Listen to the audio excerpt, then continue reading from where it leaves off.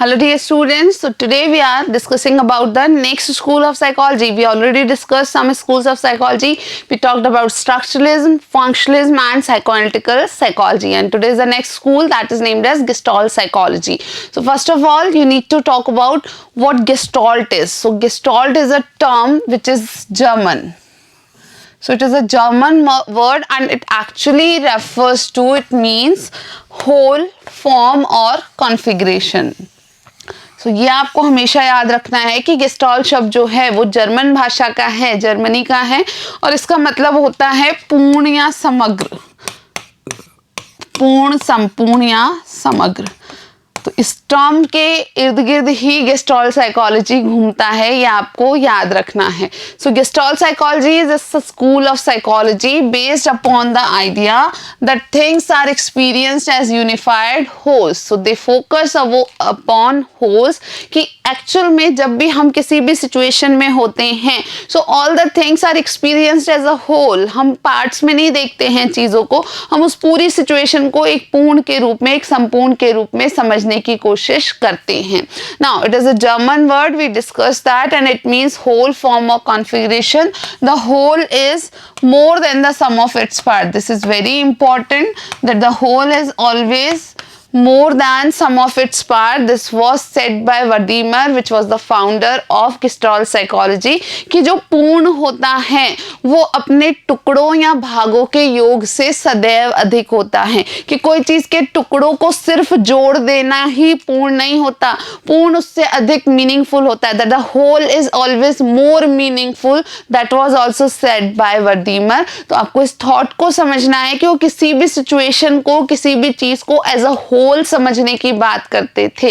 Now here it is quite clear that they oppose the molecular approach of structuralism, जहां हमने देखा कि structuralist क्या कह रहे हैं कि होल भी एक्चुअल में पार्ट से ही बना है और होल को समझने के लिए हमें उसके हर पार्ट को अच्छे से समझना होगा, तो होल को वो टुकड़ों में तोड़ तोड़ के समझना चाहते थे। वहीं when we talk about gestalt psychology, they are opposing the molecular approach of structuralism and they are saying that in actual we need to study the wholes. हमको चीज़ों को एज अ होल ही समझना है, उसे पार्ट्स में अगर हम बांटते हैं तो वो मीनिंग लूज कर देता है, यानी उसका अर्थ नहीं रह पाता है। कोई भी होल जो है वो ज्यादा अर्थपूर्ण होता है, ज्यादा महत्व रखता है। Now max वर्दीमर 1880 to 1943, he was the founder of this school, and here is the Max Wertheimer, you can see. Now besides Max Wertheimer, Wolfgang Kohler and Kurt Kofka, they were his supporters. So these two names you need to remember. Here is Kohler and this one is Kofka. So this is Wertheimer, that is Kohler and this is Kofka. तो ये तीनों नाम याद रखने हैं। Founder कौन थे? Max वर्दीमर थे, कॉलर कॉफका उनके सपोर्टर थे।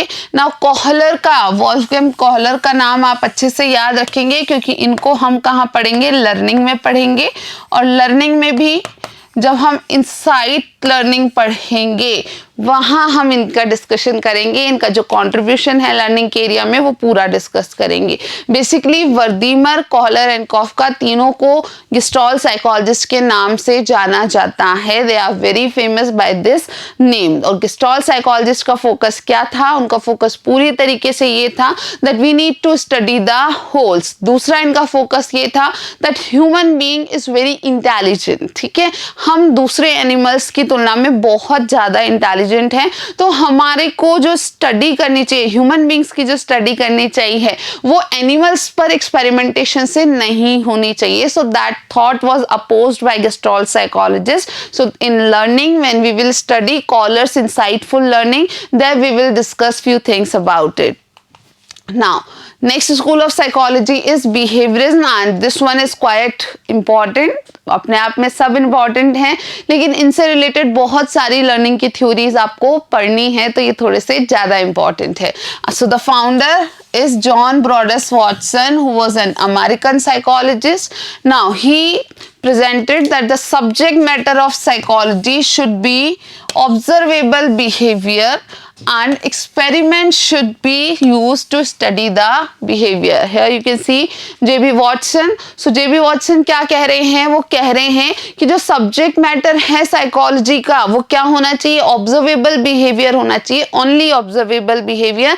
The things which can be directly observable should be the focus of psychology और should be the subject matter of psychology. Now साथ के साथ क्या कह रहे हैं कि experiment should be used to study behaviour. And this is very important point कि बिहेवियरिस्ट ने, खासकर वॉटसन ने, एक्सपेरिमेंट्स को साइकोलॉजी का इंटीग्रल पार्ट माना. And he said that actually psychologist कोई भी स्टडी जब करते हैं तो हमारे पास प्रूफ होने चाहिए, और प्रूफ हम कहाँ से दे सकते हैं? थ्रू द एक्सपेरिमेंट्स हम प्रूफ दे सकते हैं. तो एक्सपेरिमेंट्स को ये बहुत इंपॉर्टेंस देते थे. Now there is a term psychology and the behaviors. Actually it was an article which was published in Psychological Review General in the year 1913, and this is considered as the foundation of behaviourism. कि behaviourism कब शुरू हुआ? 1930 में, जब इन्होंने अपना lecture present किया, अपना आर्टिकल जो था साइकोलॉजी एंड द बिहेवियरिस्ट, उसको साइकोलॉजिकल रिव्यू जनरल में प्रेजेंट किया. नाउ नेक्स्ट थिंग, ये 2-3 नाम भी आपको याद रखते हैं. जॉन ब्रॉडस वॉटसन के पब्लिकेशन कई बार पूछे जाते हैं. They are very famous. So there is a publication, an introduction to comparative psychology, and this book was published in 1914. Next one is psychology from the standpoint of a behaviourist, and it was published in 1919. And the next one is behaviourism, and this was published इन 1925. तो ये तीनों चारों publication याद रखने हैं. आगे भी, क्योंकि वॉटसन को हम आगे डिटेल में नहीं पढ़ने वाले, फ्रॉइड को डिटेल में पढ़ेंगे, इसलिए मैंने फ्रॉइड के पब्लिकेशन यहाँ नहीं बताए हैं. ठीक है, तो कुछ लोगों के, कुछ साइकोलॉजिस्ट के बुक्स जो हैं, जो पब्लिश हुए, वो बहुत इंपॉर्टेंट हैं और वो पूछ लिए जाते हैं. So you need to remember those names. So here simply Watson के ये 3-4 पब्लिकेशन अपने को ध्यान रखने हैं. Now he rejected the method of introspection. This is important कि वॉटसन ने क्या किया? Rejected the method of introspection. Now introspection method which is linked to structuralist, और किसने प्रेजेंट किया था? टिशनर ने प्रेजेंट किया था. ही said that it is unreliable and unscientific and advocated the method of observation. So introspection, I told you, that means looking inside, अपने आप के अंदर स्वयं झांकना. तो यहाँ वॉटसन ने कहा कि ये मेथड बिल्कुल अनसाइंटिफिक है, बिल्कुल अनरिलायबल है, बहुत ज्यादा सब्जेक्टिविटी है. कोई भी व्यक्ति अपने अंदर झांक के अगर कुछ बताएगा तो वो कुछ भी कहेगा, he will be saying anything. हमें कैसे पता चलेगा कि ही इज सेइंग ट्रुथ और नॉट? वास्तव में आप पता ही नहीं कर सकते, क्योंकि सब्जेक्टिविटी बहुत ज्यादा है. सो ही सेड कि we should rather focus upon observation. तो 2 मेथड एडवोकेट किए वॉटसन ने, experiments and observation. You need to remember this thing कि सबसे ज्यादा साइकोलॉजी को साइंटिफिक बनाने पर अगर किसी का फोकस था तो बिहेवियरिस्ट का था, and specially this thought was initiated by John Broadus Watson. Now Watson का एक स्टेटमेंट है that became very famous, and उनके थॉट को ये क्लियर करता है. He stressed the role of environment, and he said, give me a dozen of healthy infants and I can make anything out of an infant, a beggar, lawyer, scientist or criminal. Basically था क्या कि Watson कहते थे कि genetics का, heredity का कोई खास रोल किसी के बिहेवियर में नहीं होता है, and environment is everything. So Watson का थॉट क्या था? एनवायरनमेंट ही हमें शेप करता है, हमें हमारे पूरे बिहेवियर को शेप करता है. सो एनवायरनमेंट इतना इंपॉर्टेंट है कि किसी भी बच्चे को एक स्पेसिफिक टाइप का एनवायरनमेंट देके कुछ भी बनाया जा सकता है. So he said that give me a dozen healthy infants, कि मुझे बस आप 1 दर्जन हेल्दी इन्फेंट्स दे दो, स्वस्थ शिशु दो, और फिर आप उनमें से जिसको भी रैंडमली आप किसी को भी चूज करके जो भी कहना चाहोगे कि भाई इसको ये बनाना है, इसको नर्स बनाना है, इसको शेफ बनाना है, इसको लॉयर बनाना है, इसको डॉक्टर बनाना है, मैं उसको वो चीज वो प्रोफेशन का बंदा बना करके दिखा दूंगा.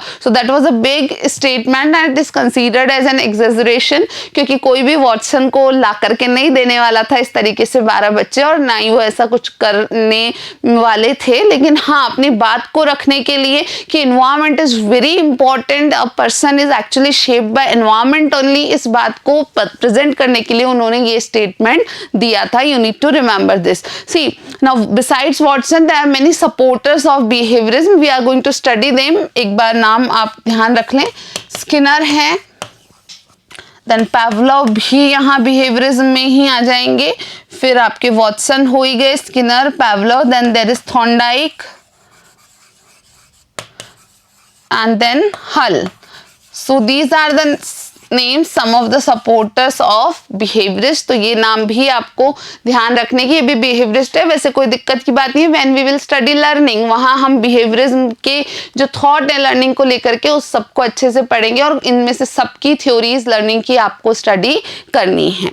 Now after that we will talk about the next school of psychology. Last है तो हम इसी वीडियो में कवर कर देते हैं, that is humanistic psychology, मानवतावादी मनोविज्ञान. So this school of psychology was actually founded by Abraham Maslow. He was also an American psychologist. तो Abraham Maslow ने ये thought present किया and he said that humanistic psychology developed as a response to psychoanalysis and behaviorism. तो actual में humanistic psychology कैसे develop हुआ?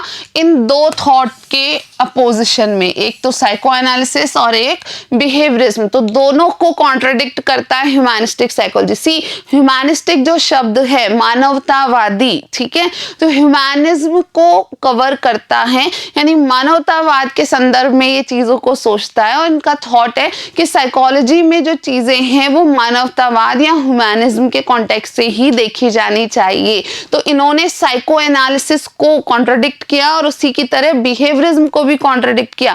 Psychoanalysis को कैसे कॉन्ट्राडिक्ट किया कि भाई साइकोएनालिसिस जो था वो कहता था कि भाई sexual instinct is everything for humans, तो उस चीज को वो कॉन्ट्राडिक्ट करते हैं, ठीक है, और वो कहते थे कि भाई एनिमल के बराबर ही बता दिया तुमने ह्यूमन को, जबकि एनिमल के बराबर नहीं है, ह्यूमन अपने आप में अलग है, humans are very different and humans are having humanistic tendencies, और एनिमल्स से हम अलग होते हैं. सिमिलरली बिहेवियरिज्म को भी कॉन्ट्राडिक्ट कर रहे हैं क्योंकि वॉटसन ने भी एक्सपेरिमेंटेशन पर फोकस किया और एक्सपेरिमेंट्स किस पर किए जाते थे, एनिमल्स पर किए जाते थे और रिजल्ट्स को लागू किया जाता था ह्यूमंस पर. तो ये जो ह्यूमैनिस्टिक साइकोलॉजिस्ट हैं वो कहते हैं कि भाई हम एनिमल्स नहीं हैं, इनका थॉट है ऐसा कि we human beings are different, ठीक है, थोड़ी बहुत कॉमन चीजें हैं एनिमल्स के साथ में, लेकिन हम एनिमल्स जैसे नहीं हैं, we are different.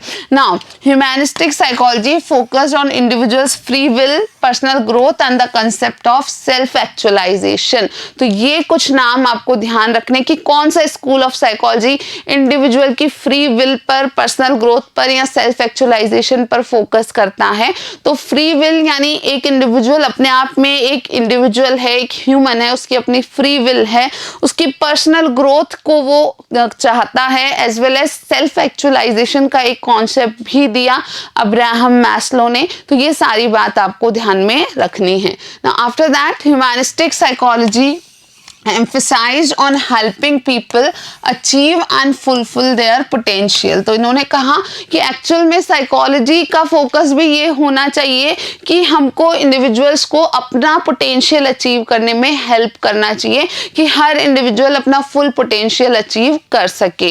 Then humanistic psychologist give more value to the humanistic characteristics of human beings. Definitely ये बात हमने कर ली कि मानवतावादी गुणों पर बल देते हैं. ये कहते हैं that every human being is good and every human being is unique. ये दो बातें ये कहते हैं that every human being is good and every human being is unique. तो दो कैरेक्टरिस्टिक बताते हैं कि हर ह्यूमन बीइंग अच्छा होता है और अपने आप में हर ह्यूमन बीइंग जो है वो अलग होता है या यूनिक होता है. So you need to remember this thing too, and this was all about schools of psychology. यहाँ एक और बात ऐड कर लो, besides Maslow, one more name is there, Carl Rogers. So Rogers was also a supporter of humanistic psychology. Rogers का client centered counseling हम chapter 4 में पढ़ेंगे, तो इसलिए Rogers का नाम याद रखना जरूरी है, ठीक है. So dear students, this was all about the schools of psychology. We have